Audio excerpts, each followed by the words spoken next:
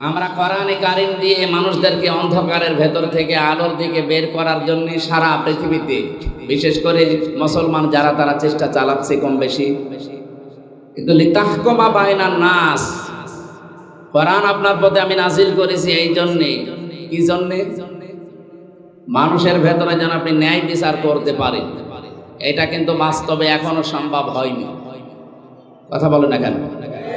রাসূলুল্লাহকে আল্লাহ যে 4 দফা কর্মসূচি দিয়েছিলেন, 2টা প্রথমে 2টা শেষের দিকে, 4 জায়গায় আল্লাহ এই আয়াতটা একই আয়াত ধরন পাল্টিয়ে শুধু শব্দ এলোমেলো করে নাজিল করেছে। সূরা বাকারা 129 নম্বর আয়াত, সূরা বাকারার 151 নম্বর আয়াত, সূরা আলে ইমরানের 164 নম্বর আয়াত, সূরা জুমার 2 নম্বর আয়াত। আয়াতগুলোর কথা সব এক, খালি একটু শব্দ এলোমেলো আছে। আল্লাহ রাব্বুল আলামিন বলেন, ওয়াল্লাযী বাআসা ফিল উম্মিয়িনা রাসূলাম মিনহুম ইয়াতলু আলাইহিম আয়াতিহি ওয়া ইউযাক্কিহিম ওয়া ইউআল্লিমুহুমুল কিতাবা ওয়াল হিকমা ইলা আখিরি আয়াত। তিনি সে আল্লাহ যিনি তোমাদের কাছে উম্মীদের মধ্যে, নিরক্ষর মানুষদের মধ্যে একজন রাসূল পাঠিয়েছেন। কি করতেন তিনি? ইয়াতলু আলাইহিম আয়াতিহি, তোমাদের কাছে তিনি আল্লাহর আয়াতগুলো তেলাওয়াত করে শোনাতেন। আয়ুযাক্কিহিম, তিনি তোমাদেরকে পবিত্র করতেন। আয়ুআল্লিমুহুমুল কিতাব, তিনি তোমাদেরকে কিতাবের শিক্ষা দিতেন। আল হিকমা, তিনি তোমাদেরকে হিকমত শেখাতেন। কথাগুলোর দিকে খেয়াল করে দেখবেন, যারা আলেম আছেন তাদেরকে বলছি। প্রথম নবীজিকে বললেন ইয়াতলু আলাইহিম আয়াতিহি, আল্লাহর আয়াত বলতে কি বলেন তো? কোরআন। আরো জোরে বলেন। আল্লিমুহুমুল কিতাব, কিতাব বলতে কি? একই কথা 2 জায়গায় দিলেন কেন? তাফসীর মাহফিলে আলেমরা আসবে এই কারণে, আর যারা সাধারণ মানুষ তারা আসবে এই কারণে, এটা যেন শুনে আপনারা সওয়াব পেয়ে বাড়ি চলে যান। আর ওনাদের জন্য এটা না, ওনাদের জন্য চিন্তা ভাবনার খোরাকি আছে এখানে। আফালা ইয়াতাদাব্বারুনাল কোরআন, কি হয়েছে তোমাদের? কোরআন নিয়ে কেন চিন্তা ভাবনা করো? আমরা আয়াতুল্লাহ বলতে আল্লাহর কিতাব বুঝি, কিতাবুল্লাহ বলতেও আল্লাহর কিতাব বুঝি। রাসূল আসবে, উনি আল্লাহর আয়াত তেলাওয়াত করে শোনাবে, তিনি পবিত্র করবে আমাদেরকে, এরপরে আবার বলেন তোমাদেরকে কিতাবের শিক্ষা দেবে। কি এটা? কি প্রথমে যে 2টা কাজ তিনি ইয়াতলু আলাইহিম আয়াতিহি, আল্লাহর আয়াত তেলাওয়াত করে মুহাম্মদুর রাসূলুল্লাহ শুনিয়েছিলেন। আয়ুযাক্কিহিম, এটা দিয়ে তিনি পবিত্রও করেছিলেন, হয়তো ব্যক্তি পরিবার এ পর্যন্তই। এরপরে আরো 2টা শব্দ আছে, আল্লিমুহুমুল কিতাবা ওয়াল হিকমা। এই 2টা করতে গেলে অবশ্যই আপনাকে কিতাবের শিক্ষা হিকমতের সাথে এটা বাস্তবায়ন করা লাগবে। ওই জামানায় আরবদেরকে নিরক্ষর বলা হয়, উম্মি বলা হতো। ওরা যতদিন পর্যন্ত কোরআনে কারিম তেলাওয়াত করেছে, নিজেদের ভেতরে সংশোধনী চালিয়েছে, এ পর্যন্ত কোনো সমস্যা দেখা দেয়নি। কিন্তু যখনই আয়াতের এই পরের 2টা শব্দ আল্লিমুহুমুল কিতাব, তিনি তাদেরকে কিতাবের শিক্ষা দিয়েছেন, মানে কিতাবের এটা বাস্তবায়ন করে দেখিয়েছেন। আল হিকমা শব্দের ব্যাখ্যা পড়লে আপনি এটা ক্লিয়ার পেয়ে যাবেন ফিজিলারিল কোরআনের ভেতরে। হিকমা শব্দটা হাকামা থেকে এসেছে। আমরা যারা বিশেষ করে কামেলে যারা পড়ে বা পড়াই, তারা দেখবেন এই যে আমরা হাকিম বলে মানুষকে জানি, পৃথিবীতে হাকিম কিন্তু খুব বেশি মানুষ ছিলেন না।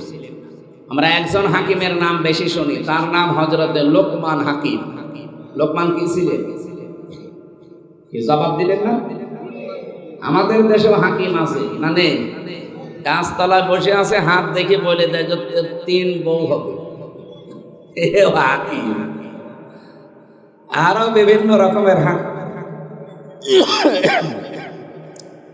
রোজার মাস তো চা তো খাওয়া যাচ্ছে না, আর এক ঝামেলা। 80 উঠে পড়লে তো আর এক সংসার।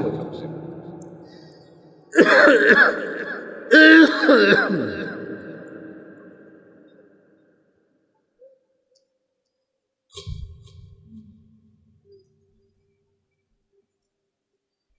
নম্বরে আমরা জানি উলামা, 2 নম্বরে জানি ফুকাহা, 3 নম্বরে জানি হুকামা। এই যে শব্দগুলোর ব্যাখ্যা আছে না, আলেম বলা হয় তাদেরকে যাদের কাছে জ্ঞান আছে, আলো আছে। আর জ্ঞানের সর্বোচ্চ উৎস কোনটা বলেন তো? আরো জোরে বলেন। এই কিতাবের জ্ঞান যাদের আছে, কিতাবের আলো যাদের কাছে আছে, তারা আরবি ভাষায় কি? আলেম। আরো জোরে বলেন। ফুকাহা, ফকি থেকে, এর বহুবচন ফুকাহা। এটা কাদেরকে বলা হয়? এই পৃথিবীতে যেই মানুষগুলো কোরআনের গভীরে ঢুকে কিছু নিয়ে আসতে পারে, এদেরকে ফকি বলা হয়। 3 নম্বরে হুকামা, হাকিম। এটা কারা? কোরআনে কারিমের শুধু জ্ঞান না, শুধু এর ভেতরে ঢুকে তথ্যগুলো নিয়ে আসবে তা না, এখান থেকে এমন কিছু তথ্য পৃথিবীর মানুষকে জানাবে যা এর আগে অনেকেই জানাতে পারে। হযরত লোকমান হাকিম, ওনার মতো কালো চেহারার মানুষ পৃথিবীতে আর 2 জন ছিল বলে আমরা পেয়েছি। একজন হযরতে মাহাজা রাদিয়াল্লাহু তাআলা আনহা, আর একজন হযরতে বেলাল রাদিয়াল্লাহু তাআলা আনহু। এই 2 জন মানুষ ছিল হযরতে লোকমান হাকিমের মতো এরকম কালো চেহারা আর এরকম ঠোঁট ঝোলা। এদের চেহারার যা বর্ণনা বলছি, হাড়ির তলা দেখেছেন না, তার চাইতে কালো ছিল। এত কালো মানুষ, কিন্তু ভেতরের অবস্থা ছিল একেবারে ধবধবে সাদা ফর্সা। আমরা বাংলাদেশে কিছু ফর্সা মানুষ দেখি, উপরে ফিটফাট, মাথার চুল থেকে পায়ের স্যান্ডেল পর্যন্ত পুরাটা সাদা, কিন্তু ভেতরে পুরাটা কালো, যেমন দরবেশ। আমি নাম নিলাম না। ওনার মাথার চুল থেকে পায়ের স্যান্ডেল পর্যন্ত পুরাটা সাদা না, কোন জায়গায় কোনো কালো পেয়েছেন আপনি? পুরা সাদা, কিন্তু ভেতরে এত কালো ছিল। 36,000 কোটি টাকা আল্লাহ রাস্তায় পাঠিয়েছে। আমি মালয়েশিয়া যে, সিঙ্গাপুরে যে দেখি, হোটেলের নিচে বসে আছে কয়েকজন। কি এখানে হুজুর আমরা আগে পালিয়েছি। আগে পালালেন কেন? এখানে আপনি যে সাহেব পাড়া বানিয়েছেন, ওখানে থাকবেন না হুজুর? ওখানে থেকে মায়ের খাবো। বাংলাদেশের মানুষ এখানে আছে, যদি শোনে যে সাহেব পাড়ায় আমি আছি, তালা ভেঙে পিটাবে আমার। এই জন্য হোটেলে চুরি করে আসি, কেউ জানে না। আপনি জানাবার বাইরে যে বলি দিয়ে না।